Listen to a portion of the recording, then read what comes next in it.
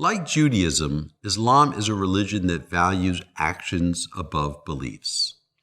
So if sometimes we can call Christianity an orthodox religion, or a religion that is concerned with orthodoxy, that is, right belief, Islam, like Judaism, is one of orthopraxy, one that values the actual doing of certain kinds of deeds over a belief, which is an internal and subjective kind of feeling.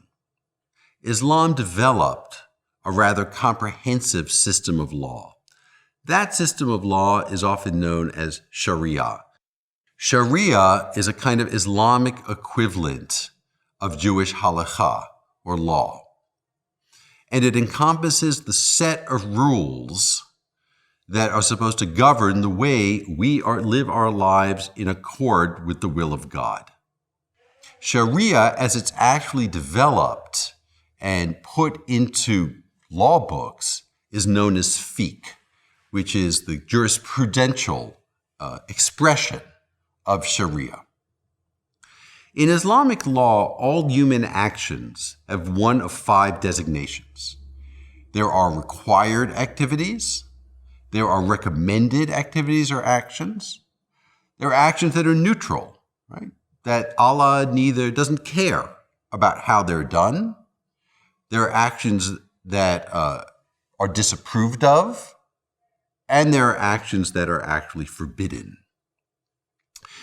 On the extreme ends, those that are required and those that are forbidden, they're relatively few. Most actions in Islamic law fall in the middle. So, for example, a required activity is zakat, charity. Right? All Muslims are required to give a certain amount of charity. On the other hand, a forbidden action might be the drinking of wine or any other kind of alcohol, that is haram, right? Forbidden.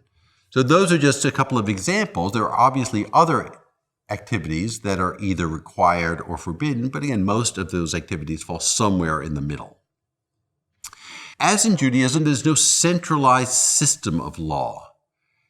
That is, determination is made by individual muftis, a kind of decisor of Islamic law, and muftis belong to this larger class of people known as the ulama, or the Islamic legal scholars. When Muslims want a kind of determination, they might come to somebody who's recognized as part of the ulama, but particularly somebody who's been certified as having the authority to make such a determination, and that would be a mufti.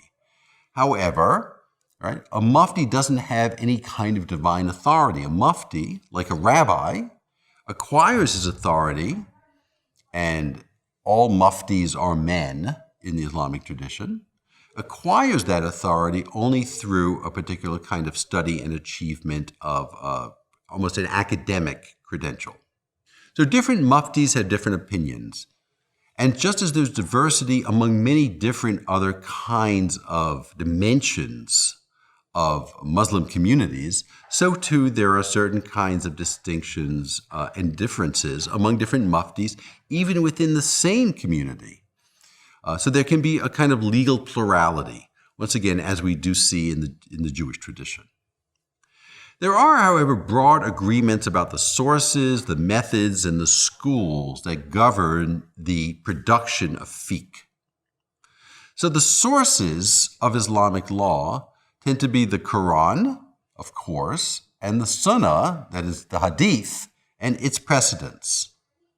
And especially as those sources are interpreted and drawn out within the 4 schools of law in the Sunni tradition, and there are other schools in the Shia tradition. So just as there are accepted sources and schools in the determination of fiqh, so too there are a number of accepted methods. A particular interest to us is that there's a tension between 2 of these methods. One involves using reason. That is, the individual mufti can wrestle with the sources, and using reason can determine what the right solution is to a particular legal problem. But the other is using tradition.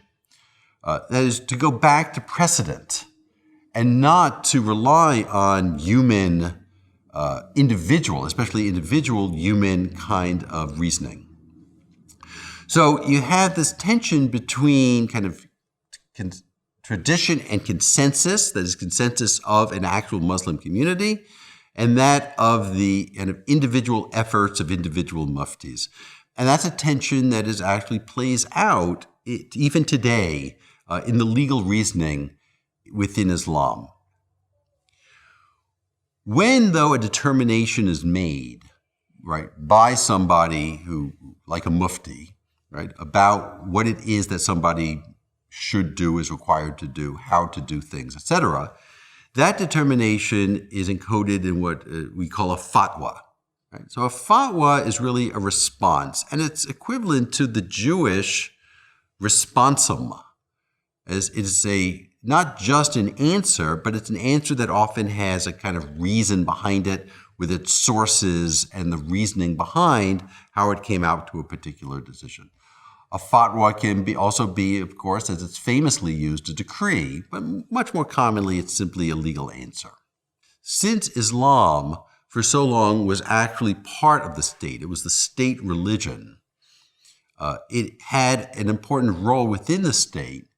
The state also had certain kinds of authorities, judges that are known as qadis, who would implement Islamic law within an actual political kind of context, with the coercive power of the state behind it. So this is a kind of manifestation one might see in a country like Saudi Arabia or Iran, but you wouldn't see in kind of more secular states, or states in which Islam is kind of disentangled from the actual workings of the state. The internet has caused a kind of interesting movement also within Islamic law. So now, rather than when one has a question, for example, as a Muslim, rather than going physically to a mufti and having a conversation, a lot of questions are directed to the internet. And religious authorities that kind of lurk behind the internet, and then they get answers. And of course, these kinds of sites, like anything on the internet, range from what we might call kind of very conservative to very liberal, and often kind of what goes on behind the scenes we don't know.